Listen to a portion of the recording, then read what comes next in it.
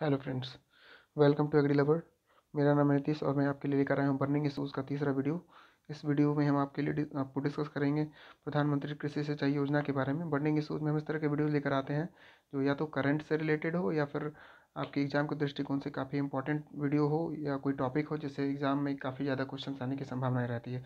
हमारा आज का टॉपिक है प्रधानमंत्री कृषि सिंचाई योजना, जिसे हम PMKSY के नाम से भी जानते हैं। आइए हम डिस्कस करते हैं PMKSY के बारे में इस वीडियो में।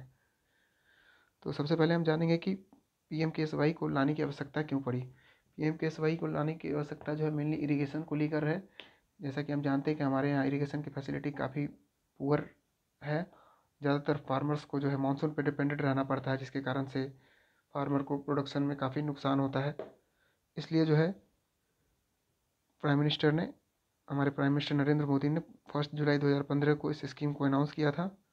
जैसा कि हम ये भी जानते हैं कि 14.2 करोड़ हेक्टेयर जो है हमारे यहाँ कल्टिवेबल लैंड जो है उस उसमें से ज़्यादातर यानी कि 65% में जो है करीबन इरिगेशन की फैसिलिटी अच्छी नहीं है या ना के बराबर है, जिस कारण से ये स्कीम जो है काफ़ी इफ़ेक्टिव रहेगी। और इस स्कीम का जो मेन उद्देश्य है या इस स्कीम के बारे में हम अगर बोलें तो ये एक ऐसा नेशनल मिशन है जो कि फार्म को की प्रोडक्टिविटी को इंक्रीज़ करेगा, हमारे पास जो भी रिसोर्सेस हैं उसको यूटिलाइज़ करते हुए। इस स्कीम को जो जैसे मैंने बताया कि प्राइम मिनिस्टर नरेंद्र मोदी ने 1 जुलाई 2015 को लॉन्च किया था। उस समय इसका बजट जो है 50,000 करोड़ रुपए का रखा गया था, जो कि 5 साल के लिए था।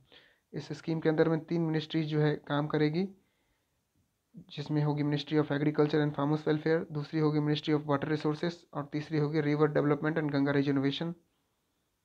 माफ कीजिएगा, ministry of water resources, river development and Ganga reservation, ये एक ही मिनिस्ट्री है। और इसके अलावा मिनिस्ट्री ऑफ रूरल डेवलपमेंट। इसके अलावा हम जानेंगे ऑब्जेक्टिव्स के बारे में।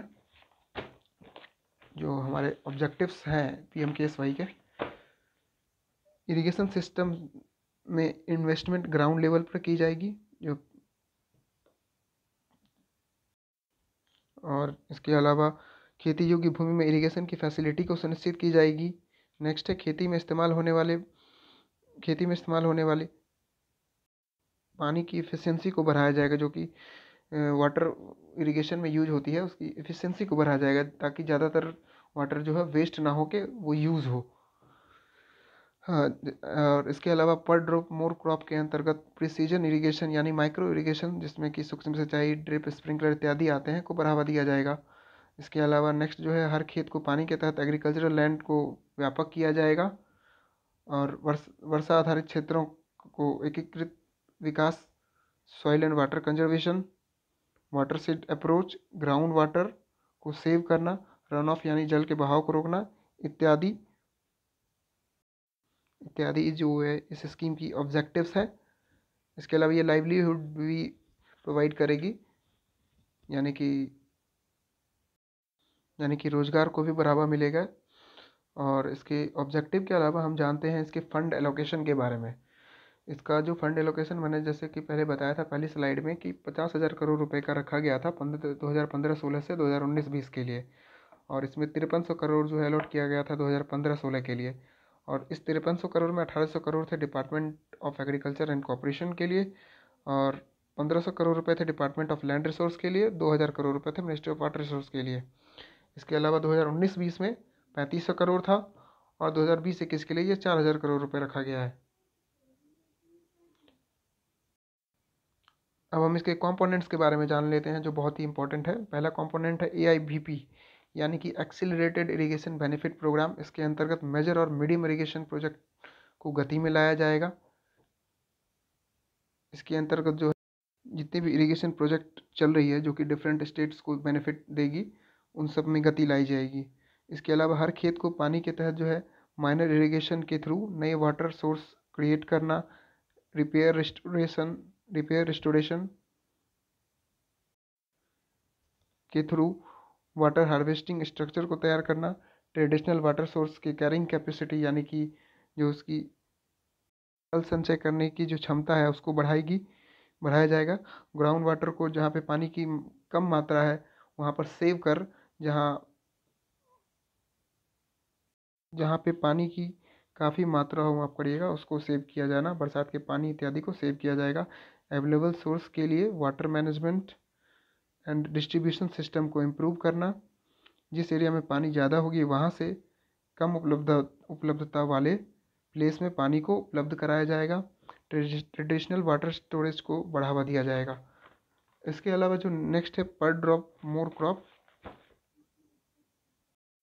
इसके अंतर्गत स्टेट या डिस्ट्रिक्ट इरिगेशन प्लान की तैयारी करना, एनुअल एक्शन प्लान को तैयार करना, मॉनिटर करना, और इसके अलावा प्रिसीजन वाटर एप्लीकेशन डिवाइस जैसे कि ड्रिप, स्प्रिंकलर, पाइवोट्स, रेन गन इत्यादि को प्रमोट करना, माइक्रो इरिगेशन के स्ट्रक्चर का निर्माण करना, सेकेंडरी स्टोरेज स्ट्रक्चर के लिए lifting device, underground peeping device के द्वारा रेनी सीजन में वाटर सेविंग और ड्राई सीजन में उसका उपयोग इत्यादि को बढ़ावा दिया जाएगा। इसके अलावा training, capacity building, awareness programme इत्यादि को भी बढ़ावा दिया जाएगा या प्रचार प्रसार किया जाएगा इसके थ्रू। नेक्स्ट है integrated watershed management programme IWMP। इसके अंतर्गत run off water conservation, soil moisture एवं मॉइस्चर कंजर्वेशन, रिज एरिया यानी कि जो माउंटेन या हिल का चेन होता है उसे रिज एरिया कहते हैं, उसका treatment, drainage line treatment, rain water harvesting और वाटर शेड बेसिस अन्य एक्टिविटी जो है इसके अंदर में की जाएगी। मनरेगा के तहत वाटर सोर्स क्रिएट करना जिसके कारण एम्प्लॉयमेंट भी जनरेशन होगी। इसके अलावा water harvesting structure, check dam, farm, pond जिसे तालाब भी बोलते हैं, टैंक इत्यादि का निर्माण। रिज एरिया ट्रीटमेंट तो बताया मैंने, या ड्रेनेज लाइन ट्रीटमेंट, नर्सरी को राइज करना और इफेक्टिव रेनफॉल मैनेजमेंट इत्यादि इस IWMP के तहत आएगी। तो ये हमारे 4 कंपोनेंट्स थे जो कि आप फिगर में भी देख सकते हैं। और हमारा नेक्स्ट जो है सब्सिडीज़ की बात कर ले हम अगर, तो सेंट्रल जो है 75% सब्सिडी शेयर करेगी और स्टेट जो है 25% सब्सिडी शेयर करेगी। In case of north east region की अगर बात करें तो हिली एरिया में सब्सिडीज़ की अगर हम बात करें तो ये स्क्रीन पे थोड़ी गलत इन्फॉर्मेशन टाइप हो गई है, वो ये हम पर ड्रॉप मोर क्रॉप के अंतर्गत माइक्रो इरिगेशन की बात कर रहे हैं। तो माइक्रो इरिगेशन के तहत जो है सेंट्रल शेयर जो रहेगा 60% और स्टेट शेयर जो रहेगा 40%। ये 75% और 25% को आप टाइपिंग मिस्टेक समझ सकते हैं। तो 60% सेंट्रल का शेयर रहेगा माइक्रो इरिगेशन में और 40% जो है स्टेट का शेयर रहेगा। इसके अलावा नॉर्थ ईस्ट रीजन हो या हिली एरिया हो तो उसमें सेंट्रल शेयर जो है 90% का रहेगा। ये हम माइक्रो इरिगेशन की बात कर रहे थे अब तक, जिसके अंदर में जो है चाहे ड्रिप हो या स्प्रिंकलर हो या मिनी स्प्रिंकलर हो या माइक्रो स्प्रिंकलर हो, ये इत्यादि जो है इसके अंदर में आती है पर ड्रॉप मोर क्रॉप के अंदर में।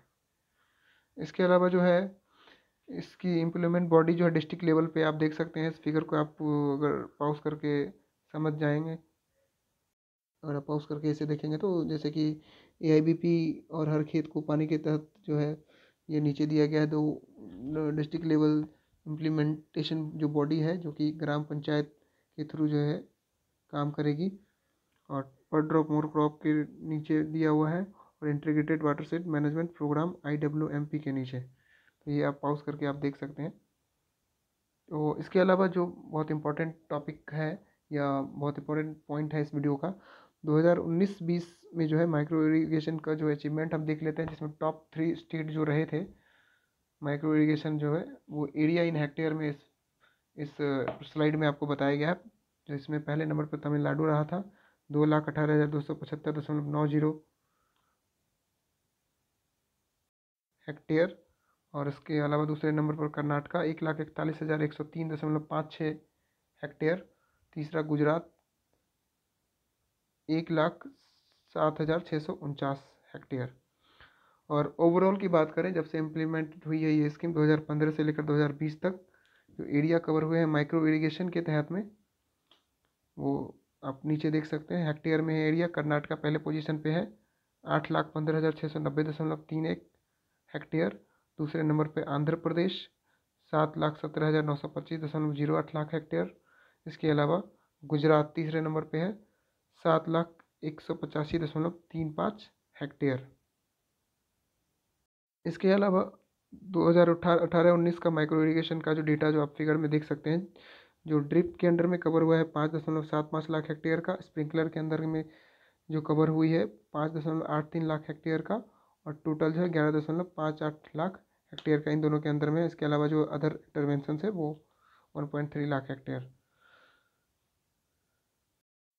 तो ये था हमारा वीडियो। आज का जो टॉपिक था हमारा प्रधानमंत्री कृषि सिंचाई योजना, ये काफ़ी इंपॉर्टेंट स्कीम है। इससे रिलेटेड काफ़ी क्वेश्चंस देखे गए हैं, चाहे एफ की बात करें या फिर FCI की बात करें, या बहुत सारे वेरियस एग्जाम में भी जो है इस टॉपिक से काफ़ी ज़्यादा क्वेश्चंस आए हैं, या आगे भी बहुत सारी क्वेश्चंस आने की संभावनाएं हैं।